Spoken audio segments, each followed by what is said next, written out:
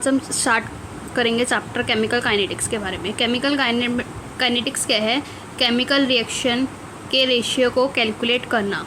ये वो ब्रांच है फिजिकल केमिस्ट्री की जो डील करती है with study about rate of reaction and the factors affecting it. ठीक है, अब हमारे पास कुछ रिएक्शंस के टाइप होते हैं, वेरी फास्ट, वेरी स्लो और मॉडरेट। वेरी फास्ट रिएक्शंस हमारी आयोनिक रिएक्शंस होती हैं जो कि 10 to the power -16 से 10 to the power -4 सेकेंड्स लेती हैं फॉर कंप्लीशन।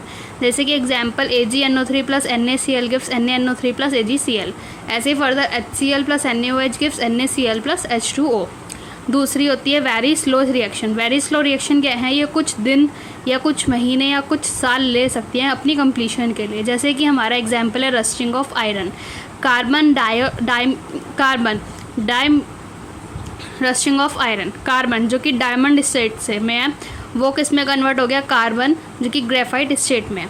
मॉडरेट रिएक्शंस ये ना तो बहुत फास्ट होती हैं ना तो बहुत ही धीरे होती हैं, जैसे कि या कुछ मिनट से कुछ सेकंड्स तक ये कंप्लीशन में टाइम लेती हैं।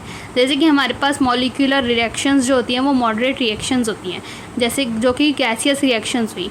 N2 + 3H2 gives us 2NH3, N2O4 gives 2 moles of NO2 and SO2Cl2 gives us SO2 + Cl2। अब अगर हमें किसी रिएक्शन का रेट लिखना है तो वो हम कैसे लिखेंगे? तो सपोज़ मेरे पास कोई रिएक्शन दी है, रिएक्टेंट गिव्स प्रोडक्ट, तो मुझे इस रिएक्शन का रेट लिखना है तो change in concentration upon time. तो रेट ऑफ रिएक्शन जो कि लिखा जाता है चेंज इन कंसनट्रेशन के टर्म में, किसका? रिएक्टेंट का भी और प्रोडक्ट का भी। अब रेट के टाइप्स होते हैं। Average rate. एवरेज रेट क्या है? Rate of reaction measured over a time interval. तो एवरेज रेट क्या होगा? Change in concentration upon time interval. Change in concentration क्या हुआ? Plus minus delta C upon delta T. अब रिएक्टेंट के लिए अगर मैं देखूं, जैसे कि अगर यहाँ पे लिखा गया तो प्लस होगा फॉर रिएक्टेंट के लिए रेट ऑफ एसोसिएशन कहलाएगा और रिएक्टेंट के लिए रेट ऑफ डिसोसिएशन कहलाएगा, वो माइनस होगा। ठीक, तो रेट ऑफ डिसोशिएशन रिएक्टेंट के लिए, रिएक्टेंट क्या हो रहा है? डिसोशिएट हो रहा है, और प्रोडक्ट क्या हो रहा है? बन रहा है, तो एसोसिएट हो रहा है। तो रिएक्टेंट जो कि डिसोशिएट हो रहा है तो रेट ऑफ डिसोशिएशन लिखा जाएगा, एवरेज रेट ऑफ डिसअपियरेंस या डिसोशिएशन वो लिखा जाएगा माइनस C2 कंसनट्रेशन से वो C1 कंसनट्रेशन में आया अपॉन T2 माइनस C1। और अगर प्रोडक्ट के लिए लिखें तो प्रोडक्ट क्या हो रहा है? बन के आ रहा है, तो रेट ऑफ अपीयरेंस, तो एवरेज रेट ऑफ अपीयरेंस क्या होगा? Delta C over delta T, C2- minus C1- upon T2 minus T1। जैसे कि हम यहाँ से देखें तो रिएक्टेंट जो कि कुछ अपनी इनिशियल कंसनट्रेशन पे है तो वो अपनी इनिशियल कंसनट्रेशन से क्या हो रहा है? कम हो रहा है, तो वो यहाँ इसका ग्राफ ऐसे आ जाएगा। और प्रोडक्ट क्या है? ज़ीरो है, अभी कुछ भी नहीं बना हुआ, तो वो अपनी ज़ीरो से कुछ इनिशियल कंसनट्रेशन पे आएगा, तो उसका ग्राफ कुछ ऐसे आएगा। अब अगर मैं देखूँ इंस्टेंटेनियस रेट। इंस्टेंटेनियस रेट क्या है? Rate of reaction at any instant during the reaction. तो इंस्टेंटेनियस रेट कैसा लिखा जाएगा? अल्फ़ा जो कि लिमिट में रखूँगी डेल्टा T टेंड्स टू 0, तो plus minus delta C over delta T। तो अगर एक इंस्टेंट के लिए लिखा जाए तो plus minus DC over DT। तो इंस्टेंटेनियस रेट क्या है? Plus minus DC over DT, जो कि स्लोप है टेंजेंट का। जैसे कि ये है, ये एक टेंजेंट बना तो इसका स्लोप है। तो अगर instantaneous rate of dissociation disappearance लिखा जाएगा तो माइनस DC ओवर DT, तो स्लोप आएगा minus tan theta. Rate of appearance, instantaneous rate of appearance लिखा जाएगा तो वो 10 थीटा जो कि DC अपॉन DT होगा। रिएक्टेंट्स के लिए अगर मैं देखूँ तो रेट ऑफ डिसअपियरेंस एवरेज निकालूंगी तो minus delta C over DT, instant के लिए माइनस DC ओवर DT, तो उसका स्लोप आएगा माइनस 10 थीटा। प्रोडक्ट के लिए एवरेज रेट ऑफ अपीयरेंस लिखा जाएगा delta C over delta T, और रेट ऑफ अपीयरेंस इंस्टेंटेनियस के लिए लिखा जाएगा DC over DT। Rate of reaction क्या होता है? Rate with respect to reactant और product which has stoichiometric coefficient is called rate of reaction. अब जैसे A मोल्स मुझे, मतलब A जो कि रिएक्टेंट है वो मुझे B प्रोडक्ट दे रहा है, जहाँ पे मैं वॉल्यूम लूँ 1 लीटर, तो इनिशियल अगर मैं T टाइम 0 पे देखूँ तो इसके कुछ 5 मोल्स हैं, इसके कुछ भी नहीं है। अब कुछ T = 2 सेकेंड्स पे अगर मैं देखूँ तो इसका 1 मोल रह गया सिर्फ, तो इसके जितने मोल्स कम हुए वो वहाँ पे उतने मोल्स बन के आ गए। तो अगर रेट ऑफ अपीयरेंस डिसअपियरेंस लिखा जाए, डिसअपियर किसका हो रहा है? A का, तो क्या लिखा जाएगा? चेंज इन कंसनट्रेशन, मतलब माइनस, क्योंकि अपीयरेंस इसके लिए हम रिएक्टेंट के लिए हम माइनस लगाएंगे, तो 1 - 5 अपॉन 2 - 0। ऐसी अपीयरेंस B क्या है? बन के आ रहा है, तो चेंज इन कंसनट्रेशन ये B जो कि प्रोडक्ट है उसके लिए प्लस आएगा 4 माइनस 0 अपॉन 2 माइनस 0। तो रेट ऑफ रिएक्शन क्या आ जाएगा मेरा, minus delta a over delta t, या फिर is equals minus delta b over delta t, जहाँ से क्या आ जाएगा 2 mole litre inverse second inverse. अब सपोज एक रिएक्शन है, a moles of a plus b moles of b give c moles of c plus d moles of d. तो कैसे लिखा जाएगा, इसका जो स्टोइकियोमेट्रिक होगा वो नीचे आ जाएगा। तो 1 अपॉन ए, और ये रिएक्टेंट है तो इनके लिए माइनस आएगा, minus G over D T is equals 1 upon B minus D B over D T is equals 1 upon C D C over D T. अभी प्रोडक्ट्स हैं तो इनका प्लस होगा, तो ऐसे is equals 1 upon D D D over D T. ये क्या है हमारे disappearance, rate of disappearance A और बी के, और ये क्या है रेट ऑफ अपीयरेंस सी और डी के। तो 1 upon a of rate of appearance of a किसके बराबर होगा, 1 upon a b of rate of disappearance of b के, और 1 upon a of rate of disappearance of a जो कि बराबर होगा 1 upon c of rate of appearance of c के। तो मैं यहाँ से ये कह सकती हूँ जो रेट ऑफ डिसअपियरेंस है ए का अपॉन जो रेट ऑफ डिसअपियरेंस है बी का, वो क्या आ जाएगा ए अपॉन बी, या फिर rate of disappearance of a upon rate of disappearance of c, वो आ जाएगा ए अपॉन सी। रेट्स का जो रेशियो होता है वो स्टोइकियोमेट्रिक रेशियो के बराबर होगा। अब अगर एक गैसियस रिएक्शन के लिए ये चीज़ देखी जाए तो ए मोल्स ए जो कि गैस है, ये भी गैस है, ये भी गैस है, ये भी गैस है, तो रेट ऑफ रिएक्शन कैसे लिखा जाएगा, 1 upon A minus D P A over D T is equals 1 upon B minus G B over D. तो वो कैसे लिखा जाएगा, रेट ऑफ रिएक्शन कैसे लिखा जाएगा, 1 अपॉन ए जो कि इसका स्टोइकियोमेट्रिक आएगा। अब गैस है तो गैस के लिए तो प्रेशर आएगा, तो D P A over D T is equals 1 upon B minus D P B over D T. अब ये माइनस क्या है क्योंकि रिएक्टेंट के लिए माइनस होता है। 1 upon C D P C upon D T is equals to 1 upon D D P D over D T. और ये P A P B P C P D क्या है, हमारे पार्शियल प्रेशर्स हैं उन्हीं गैसेस के। तो गैसेस के लिए अगर मैं देखूँ तो पी वी इज इक्वल्स क्या होता है एन आर टी, तो यहाँ से पी क्या हो जाएगा N over V of R T, जहाँ पे एन ओवर वी क्या होता है कंसनट्रेशन। तो अगर मैं कांस्टेंट टेम्परेचर पे देखूँ जो पार्शियल प्रेशर है वो कंसनट्रेशन के डायरेक्टली प्रोपोर्शनल होगी। अब एक चीज़ ये ध्यान रखने की है, जैसे A gives B moles of B, तो अगर मुझे कंसनट्रेशन दिया तो मैं डायरेक्ट ऐसे ही लिखूँगी mole litre inverse time inverse में। अगर मुझे गैस का मास दिया होगा तो ये वाला फॉर्मूला लगेगा जो कि ग्राम लीटर इन्वर्स टाइम इन्वर्स आ जाएगा। अब क्या क्या फैक्टर्स हैं जो रेट ऑफ रिएक्शन को अफेक्ट करते हैं, तो पहला है कंसनट्रेशन ऑफ रिएक्टेंट। अब जैसे मैंने एक कंटेनर में 2 गैसेस ले ली, ए प्लस बी जो कि क्या दे रहा है मुझे प्रोडक्ट दे रहा है। अब इन जनरल अगर देखें तो on increasing concentration of reactant, अगर मैं रिएक्टेंट की कंसनट्रेशन बढ़ाऊंगी तो रेट ऑफ रिएक्शन बढ़ेगा, क्योंकि कोलिजन क्या होगा दोनों रिएक्टेंट मॉलिक्यूल के बीच में पर यूनिट टाइम कोलिजन देखा जाए तो वो इंक्रीज़ होगा। अब लॉ ऑफ मास एक्शन क्या कहता है, ये गुडबर्ग और वागे ने दिया था, a moles of a plus b moles of b gives us product. तो जो रेट होगा वो डायरेक्टली प्रोपोर्शनल होगा ए टू द पावर उसके स्टोइकियोमेट्रिक के, बी टू द पावर उसके स्टोइकियोमेट्रिक के। तो जहाँ पे अगर डायरेक्टली प्रोपोर्शनल का साइन हटेगा तो एक कांस्टेंट आएगा के, जिसको हम कहेंगे रेट कांस्टेंट। अब लॉ ऑफ मास एक्शन के कुछ ड्रॉबैक्स थे, ये यूनिवर्सल लॉ नहीं था और ये पूरा कम्प्लीटली थियोरेटिकल था, ठीक है। रेट लॉ क्या कहता है, ये एक एक्सपेरिमेंटल एक्सप्रेशन है जो रिलेट करता है रेट ऑफ रिएक्शन को रिएक्टेंट के कंसनट्रेशन से, जिसको हम क्या कहेंगे रेट लॉ। तो a moles of a plus b moles of b gives us product. तो अगर मैं रेट लॉ लिखूँ तो आर इज इक्वल्स के ए to the power x b to the power y. अब x जो है वो ऑर्डर है with respect to a, y जो है वो ऑर्डर है विद रिस्पेक्ट टू b। तो अगर मैं इन दोनों को ऐड कर दूँ तो ओवरऑल रिएक्शन का ऑर्डर मुझे मिल जाता है, जहाँ पे x और y a और b के बराबर हो भी सकते हैं और नहीं भी हो सकते। अब ऑर्डर क्या होता है, ऑर्डर वो है the exponent of concentration of any reactant.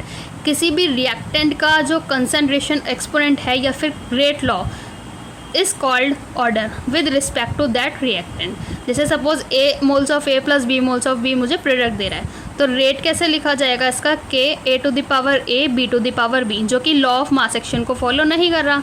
अब ऐसे ही अगर मैं लिखूँ r is equals rate is equals के ए to the power x b to the power y, तो जो एक्स और वाई होंगे इन दोनों को अगर मैं ऐड करूँगी तो इस ओवरऑल रिएक्शन का ऑर्डर आ जाएगा, ठीक है।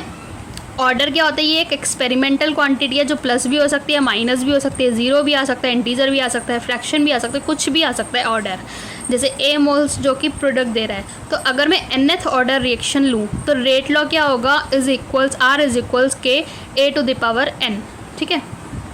रेट कांस्टेंट जिसको हम के से रिप्रेजेंट करते हैं, तो R इज इक्वल्स के ए टू द पावर n, अगर nth ऑर्डर रिएक्शन है तो ये डिपेंड किस पे करेगा, के, जो कि डिपेंड करेगा रिएक्शन के नेचर पे, दूसरा टेम्परेचर पे। तो यहाँ से के को क्या लिख सकती हूँ, R upon A to the power n। R क्या है, रेट, तो mole litre inverse time inverse, और ए क्या है, कंसंट्रेशन, तो मोल पर लीटर की पावर n। तो यहाँ से यूनिट आ जाएगी, के की यूनिट आ जाएगी मोल 1 minus n, litre n minus 1 time inverse. तो जो भी हमारा ऑर्डर होगा 1, 2 या 3, जो भी ऑर्डर होगा उसमें हम उसकी n की वैल्यू पुट करके उस ऑर्डर की यूनिट निकाल सकते हैं। हमारे पास दो तरीके की रिएक्शंस होती हैं, एक एलिमेंट्री रिएक्शंस, दूसरा कॉम्प्लेक्स रिएक्शंस। एलिमेंट्री रिएक्शंस क्या होती हैं, ऐसी रिएक्शन जो एक सिंगल स्टेप में कंप्लीट होती हैं। तो इसमें रेट लॉ देखें तो वो law of mass action follow करेगा, जैसे कि हमारी SN2 रिएक्शंस होती हैं।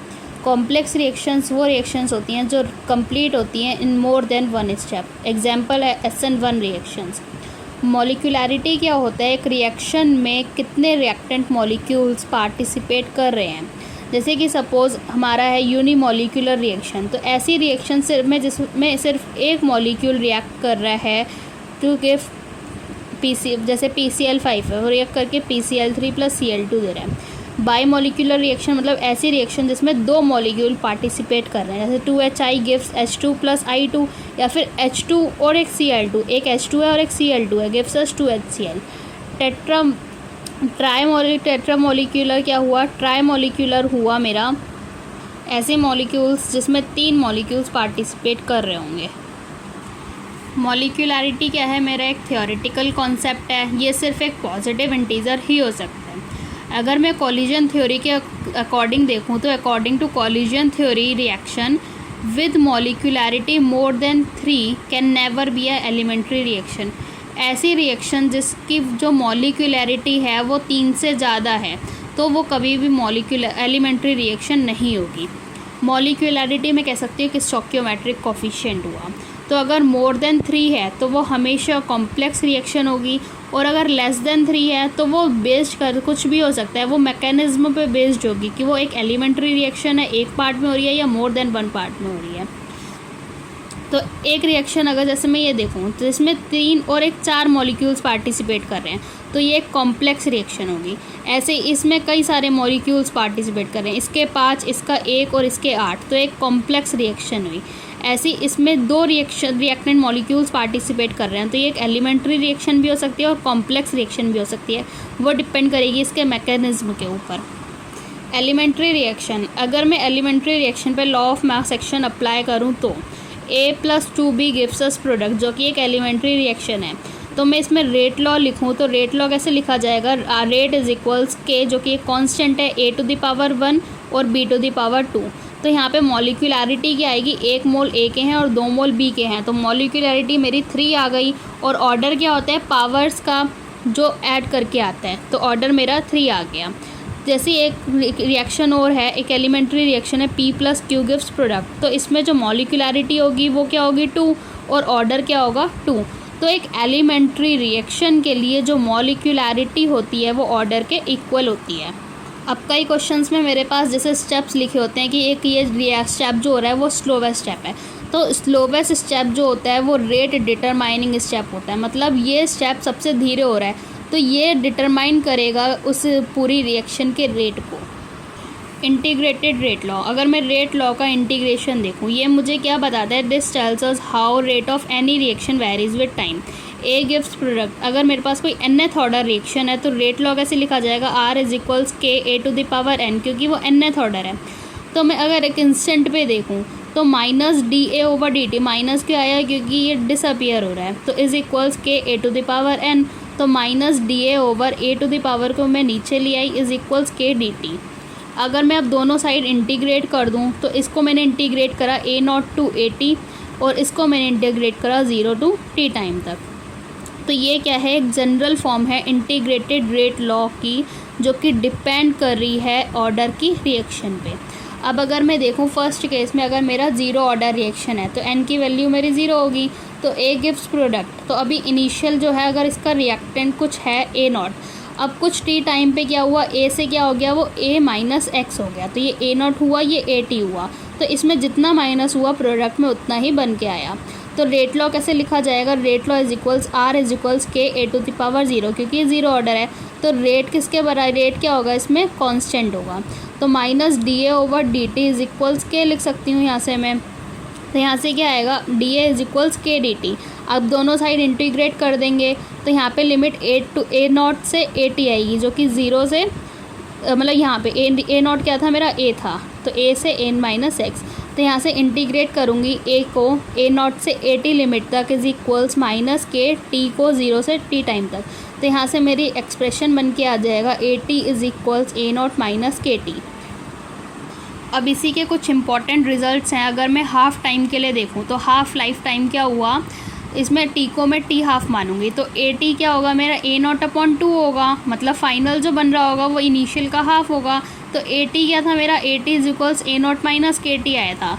तो ए टी को अगर मैं a not upon 2 is equals A not minus k of t half लिख दूँ, तो यहाँ से टी हाफ क्या आ जाएगा मेरा, इनिशियल कंसनट्रेशन अपॉन 2 के, T half is equals A not upon 2 के।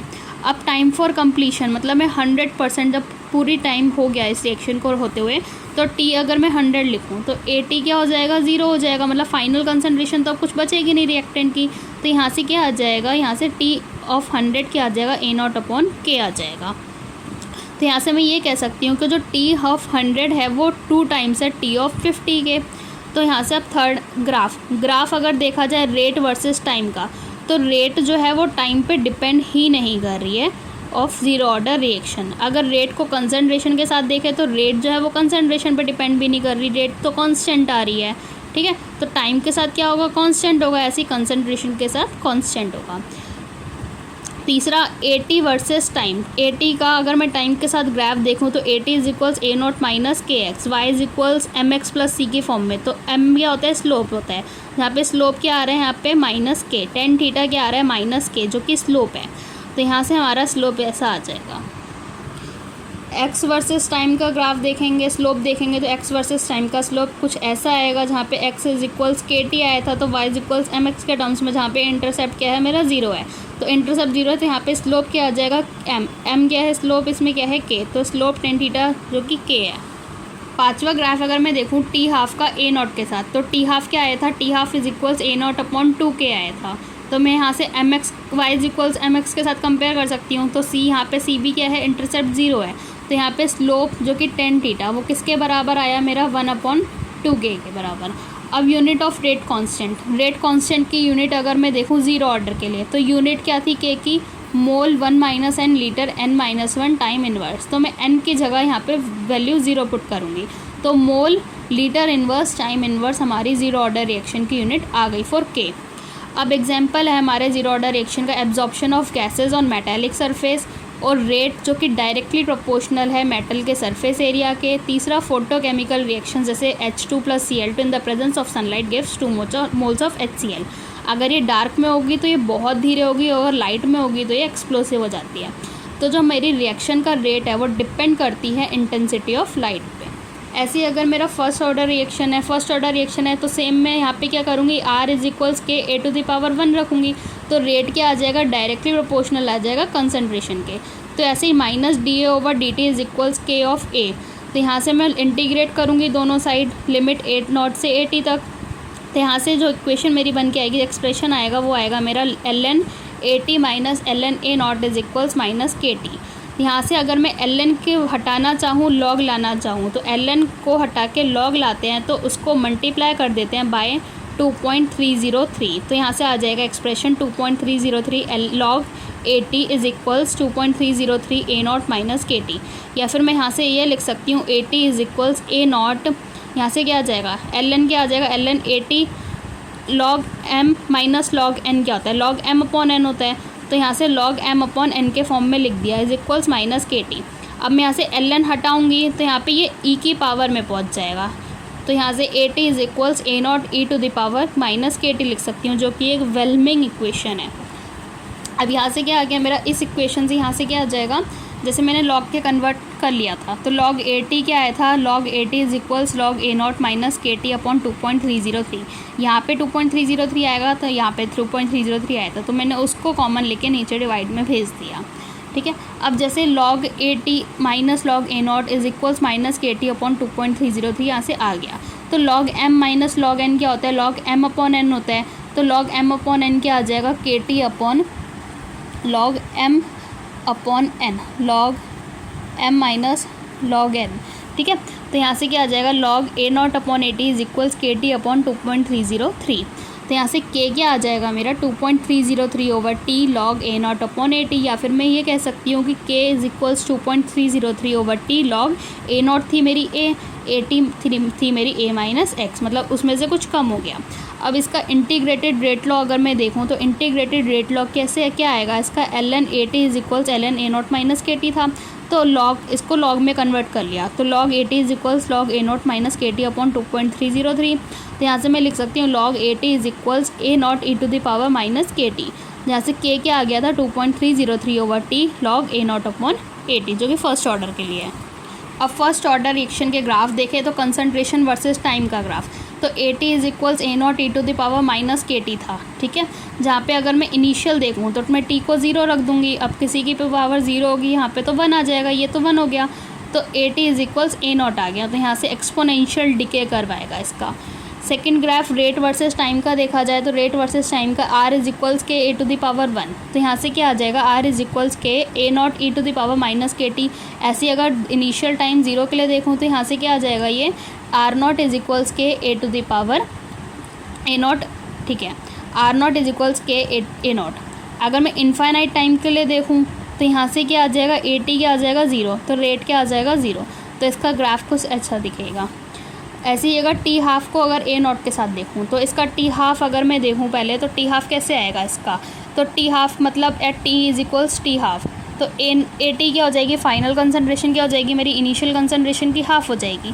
तो K is equals 2.303 upon T half log A0 upon AT को मैंने A0 बाई 2 लिख दिया, तो यहाँ से A0 से A0 हट गया, ये ऊपर चला गया, तो टी हाफ क्या आ गया मेरा 2.303 अपॉन K log 2। अब log 2 की वैल्यू होती है 0.3010, तो यहाँ से हमारा सॉल्व करके टी हाफ की वैल्यू आ गई 0.693 ओवर K। तो अगर टी हाफ का मैं A0 के साथ ग्राफ देखूँगी तो टी हाफ जो है वो कि कांस्टेंट है, वो डिपेंड ही नहीं कर रहा है, तो टी हाफ वर्सेस A0 का ग्राफ मेरा कांस्टेंट आएगा। वैसे ही ln A का टाइम के साथ ग्राफ देखूंगी तो ln AT is equals ln A0 minus KT था, तो y is equals to mx plus c से कंपेयर करूँगी तो इसका स्लोप निगेटिव आएगा, जो कि माइनस K के बराबर होगा। ऐसे log AT वर्सेस टाइम का देखा तो इसको बस कन्वर्ट कर दिया लॉग में, ln को लॉग में कन्वर्ट करा तो प्लस 2.303 से मल्टीप्लाई कर दिया, जो कि यहाँ पे आ गया। तो इसको मैंने अब कंपेयर करा y is equals mx plus c के साथ, तो इसका स्लोप क्या आया, कुछ माइनस का K अपॉन 2.303 आ गया, ठीक है। अगर मैं 100% टाइम पे देखूँ तो एट t इज इक्वल्स 100, ठीक है, तो AT क्या हो जाएगा, फाइनल कंसंट्रेशन तो मेरी 0 हो जाएगी, तो KT is equals 2.303 upon K log A0 upon AT। AT 0 हो गया तो ये पूरे टर्म क्या हो जाएगा, इन्फाइनाइट, तो टी हाफ क्या आ जाएगा, इन्फाइनाइट। अब एग्जाम्पल देखा जाए, जैसे N2O4 कन्वर्ट हो रहा है 2 मोल्स ऑफ N2O में, SO2 Cl2 कन्वर्ट हो रहा है SO2 और Cl2 में, और मेरे जितने भी रेडियो एक्टिव डिके होते हैं वो मेरे फर्स्ट ऑर्डर रिएक्शन के एग्जांपल होते हैं। 2 moles of H2O2 gives us 2H2O plus O2। जो बैक्टीरियल ग्रोथ डिके होती है, चार्जिंग और डिस्चार्जिंग होता है कैपेसिटर का, LC सर्किट का, वो सारे मेरे फर्स्ट ऑर्डर रिएक्शन में आते हैं। अब definite 100% take definite time for percentage takes definite time for completion which is independent of the initial concentration. अब अगर मेरा टी हाफ जो है वो इनिशियल कंसंट्रेशन का इंडिपेंडेंट है, ठीक है, तो A0 को अगर मैं क्या लूँ, इनिशियल कंसंट्रेशन क्या है अभी मेरी 100% है, तो T 80 पे क्या होगी, मतलब 80% रिएक्शन हुआ है, तो AT क्या आ जाएगा मेरा 20 आएगा, A माइनस एक्स मतलब 100 माइनस 80 मतलब 20, तो यहाँ से T 80 कितना आ जाएगा 2.303 ओवर K लॉग इनिशियल मतलब 100 अपॉन A माइनस एक्स मतलब 20, तो यहाँ से सॉल्व करके मेरी T80 की वैल्यू ये आ जाएगी। या फिर इसके लिए एक शॉर्ट ट्रिक देख सकते हैं, जैसे A0 अभी मेरा 100 है इनिशियल, टी हाफ करा तो 50 हो गया, उसका भी हाफ करा तो 25, उसका हाफ करा तो 12.5, उसका हाफ करा तो 6.25, तो T100 से T25 मतलब 75% कंप्लीशन हुआ, तो वो क्या हो गया 1 और 2 टाइम्स और टी हाफ। अब यहाँ से 100 से 12.5 तक पहुँचा मतलब 87.5% कंप्लीशन हुआ है, तो 1 2 3 3T½ आ गया। ऐसे 100 से 6.25% हुआ, मतलब 93.75 कंप्लीशन हुआ, तो कितने T½ लगेंगे? 1 2 3 4 4 T½ लगेंगे। अब 90% कंप्लीशन के लिए देखें तो T90, तो इनिशियल क्या है? A0 100 है, तो T90 पे देखें तो 100 माइनस ऑफ 100 90%, तो 100 माइनस 100 इंटू 90% जो कि 10 आएगा। तो A0 मेरा हो गया 100, AT हो गया मेरा A माइनस एक्स, मतलब जो कि 10 है। तो यहाँ से T90 कितना आ जाएगा? 2.303/K आ जाएगा। अब ऐसे यहाँ एक शॉर्ट ट्रिक है, T90 यह है 2.303/K, तो T99 क्या हो जाएगा? इसी का 2 टाइम्स हो जाएगा, T90 का 2 टाइम्स। अब 99.9 है तो इसका 3 टाइम्स हो जाएगा। अब 99.99 टाइम्स है तो इसका 4 टाइम्स हो जाएगा। ऐसे ही फर्दर इसके लिए 5 टाइम्स हो जाएगा। अब सूडो यूनिमोलिक्यूलर या फिर सूडो फर्स्ट ऑर्डर रिएक्शंस क्या होती हैं?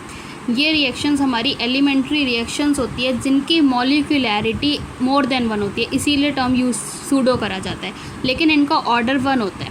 मॉलिक्यूलैरिटी मोर देन 1 होती है लेकिन ऑर्डर 1 होता है। जैसे कि हमारा एग्जांपल है एसिड हाइड्रोलिसिस ऑफ ईस्टर। अब इसमें क्या है, CH3COO-C2H5 को वाटर के साथ रिएक्ट कराया, तो इसने क्या दे दिया? ऑटो कैटलिस्ट हुआ इसका CH3COOH और साथ में C2H5OH, जिसमें सॉल्वेंट क्या है हमारा एक्सेस में। तो रेट लॉग ऐसे लिखा जाएगा R=K, इसकी कंसनट्रेशन, इसकी कंसनट्रेशन और इसकी कंसनट्रेशन। ऐसे ही यहाँ पे R=K' CH3COO-C2H5 और H2O, जहाँ पे H+ क्या है मेरा कांस्टेंट है, और H2O जो कि वाटर जो कि सॉल्वेंट है जो कि कांस्टेंट हुआ। तो K' क्या लिख सकते हैं यहाँ से? K' K of H+। तो ऑर्डर क्या आ जाएगा यहाँ से? इसकी पावर 1, इसकी पावर 1 मतलब 2, और यूनिट क्या आएगी? Litre mole inverse second inverse, जहाँ पे R' K' H2O और ईस्टर, वाटर और ईस्टर। तो R=K" ऑफ ईस्टर, ऑर्डर 1 है तो यूनिट क्या आ जाएगी? K" की सेकेंड इनवर्स। ठीक है, तो यहाँ से मैं कह सकती हूँ K" ऑफ वाटर या फिर K' ऑफ जो कि क्या आएगा? 55.5 आता है। अब note, when any reactant is in excess, अगर एक रिएक्टेंट, कोई सा भी रिएक्टेंट एक्सेस में है तो इसकी कंसंट्रेशन हमारी कांस्टेंट रहेगी और जो रेट लॉ होगा वो उस चीज़ से अफेक्ट नहीं होगा। दूसरा हमारा एग्जाम्पल आता है बेसिस हाइड्रोलिसिस ऑफ ईस्टर। ये एग्जाम्पल क्या है? दैट इज़ जैसे कि हमारा सपोनिफिकेशन होता है जो कि एक सेकेंड ऑर्डर रिएक्शन है। तो CH3COO-C2H5 plus NaOH gives us CH3COO-Na plus C2H5OH। अब R=K ऑफ ईस्टर और NaOH, जो कि ऑर्डर क्या हुआ? दोनों की पावर ऐड हो गई, 2 हो गया। अब आता है कोलिजन थ्योरी। कोलिजन थ्योरी हमें मैक्स ट्रॉस्ट और विलियम लुइस ने दी थी। ये एप्लीकेबल थी कुछ सिंपल बायोमोलिक्यूलर गैसियस रिएक्शन पे। ठीक है, जैसे 2 मॉलिक्यूल्स इसमें रिएक्ट कर रहे हैं गैसियस की, A2 प्लस B2 जो कि गैस है, ये दे रहा है मुझे 2 मोल्स ऑफ AB गैस के। एज़ पर दिस थ्योरी, इस थ्योरी के अकॉर्डिंग जब रिएक्टेंट मॉलिक्यूल्स कोलाइड करते हैं एक दूसरे के साथ तो एक केमिकल रिएक्शन होती है, जैसे कि कोलिजन फ्रिक्वेंसी जिसको हम Z से डिनोट करते हैं। ये क्या होता है? Total number of collision between gas molecule per unit time per unit volume.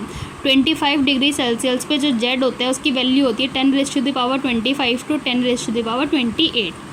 अब all collision between reactant molecule can not convert into reactant into product. अब हर एक रिएक्टेंट का मॉलिक्यूल के बीच में जो कोलिजन हो रहा है वो उस रिएक्टेंट को प्रोडक्ट में चेंज नहीं कर पाता। तो this collision which do so, तो ऐसा कोलिजन जो ऐसा कुछ कर रहा है उसको हम कहेंगे इफेक्टिव कोलिजन।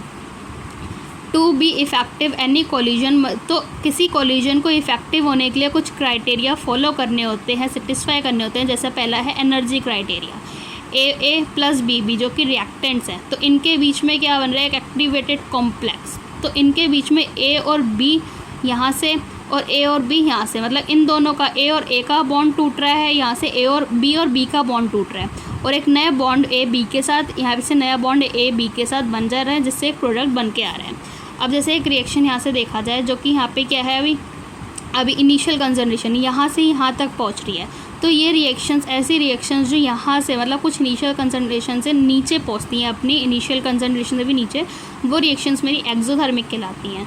और ऐसी रिएक्शन जो कुछ इनिशियल कंसंट्रेशन से शुरू होकर बहुत पहले ही फिनिश हो जाती हैं, मतलब अपनी इनिशियल कंसंट्रेशन भी क्रॉस नहीं कर पाती, वो हमारी एंडोथर्मिक रिएक्शंस होती हैं। एक्सोथर्मिक रिएक्शंस में मेरा जो डेल्टा एच की वैल्यू होती है वो निगेटिव होती है और एंडोथर्मिक में मेरी डेल्टा एच की वैल्यू पॉजिटिव होती है। अब अगर एक रिवर्सिबल रिएक्शन है, रिवर्सिबल रिएक्शन में डेल्टा एच कैसे लिखा जाता है, e a of forward minus E a of backward, जहाँ पे ई ए का मतलब क्या है, एक्टिवेशन एनर्जी। थ्रेशोल्ड वैल्यू क्या होती है, वो मिनिमम एनर्जी, थ्रेशोल्ड एनर्जी मतलब वो minimum energy barrier which need a collision to cross in order to make product, ताकि एक रिएक्टेंट एक प्रोडक्ट में कन्वर्ट हो सके। एक्टिवेशन एनर्जी क्या है, एक्टिवेशन एनर्जी वो है energy given to the reactant to make them reach the threshold barrier.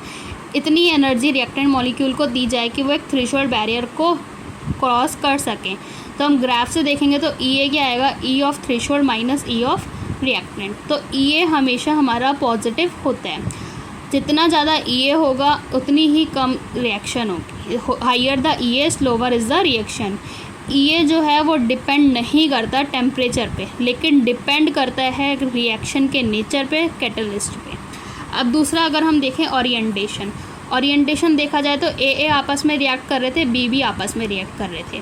तो ए और ए का बॉन्ड टूट रहा था, बी और बी का बॉन्ड टूट रहा था, जिससे ए बी का बॉन्ड बन के आ रहा था और ए बी का बॉन्ड बन के आ रहा था।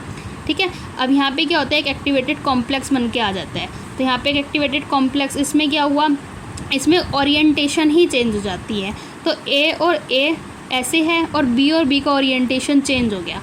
तो इसमें क्या हुआ, इसमें बी और बी ऐसे करके एक एक्टिवेटेड कॉम्प्लेक्स बन जाता है, जिससे कि कोई भी प्रोडक्ट का फॉर्मेशन नहीं होता। अब अगर मुझे कोई भी रेट कांस्टेंट फर्स्ट ऑर्डर का प्रेशर के टर्म्स में दिया, तो हम प्रेशर के टर्म्स में कैसे कैलकुलेट करेंगे, जैसे इनिशियल प्रेशर पी नॉट है इस गैस का, फाइनल पी टी है, तो मुझे रेट कांस्टेंट लिखना है पी नॉट और पी टी के टर्म्स में। तो के इज इक्वल्स फर्स्ट ऑर्डर के लिए क्या आ जाएगा, 2.303 over T A upon A minus x. वहाँ से अब मैंने इनिशियल ए मोल ले लिया, तो ए माइनस एक्स मोल बचे टी टाइम तक, इतने ही यहाँ पे बन के आ गए। तो पी गैसेस के लिए क्या होता है, पी वी क्या होता है, एन आर टी के बराबर होता है। तो मैं अगर एक कांस्टेंट वॉल्यूम और कांस्टेंट टेम्परेचर पे देखूं, एन और आर तो होते ही मतलब आर तो होते ही कांस्टेंट है, तो यहाँ से मेरा क्या आ जाएगा, प्रेशर जो है वो मोल्स के डायरेक्ट रिलेशन में आ जाएगा। तो यहाँ से अगर मैं टोटल मोल्स काउंट करूँ तो टोटल मोल्स क्या आ गए, ए प्लस एक्स। तो जो टोटल प्रेशर है वो डायरेक्टली प्रोपोर्शनल है कंसनट्रेशन के, ठीक है, मोल्स के। तो एन ऑफ टोटल, तो यहाँ से क्या आ जाएगा, ए प्लस एक्स। तो यहाँ से एक्स जो है वो डायरेक्टली प्रोपोर्शनल आ जाएगा P T minus P not के। तो ऐसे ही फर्दर मैं यहाँ पे ए नॉट को पी नॉट लिख दूंगी और ए माइनस एक्स को, ए क्या है पी नॉट माइनस एक्स क्या है P T minus P not. तो यहाँ से मेरा ये निकल के आ जाएगा। या फिर मैं एक रिलेशन है उससे मैं कह सकती हूँ, अगर मुझे कोई भी निकालना हो तो के क्या होगा फर्स्ट ऑर्डर रिएक्शन के लिए प्रेशर के टर्म्स में 2.303 over T log n minus one of P naught upon N P naught minus P T, जहाँ पे n क्या है ऑर्डर ऑफ द रिएक्शन, जो कि गैसियस प्रोडक्ट का सम होगा स्टोइकियोमेट्रिक कोफिशिएंट। अगर nth ऑर्डर रिएक्शन है ए गिव्स प्रोडक्ट, तो r is equals K to the power n, तो minus G over D T is equals K to the power n। तो यहाँ से दोनों को मैंने दोनों साइड लॉग कर दिया, तो एक एक्सप्रेशन बन के आ जाता है जो कि इंटीग्रेटेड रेट लॉ है nth ऑर्डर रिएक्शन के लिए, जहाँ पे n की वैल्यू 1 नहीं है गई। ए नॉट 1 टू दी की power 1 minus N minus a t की power 1 minus n over 1 minus n is equals के टी।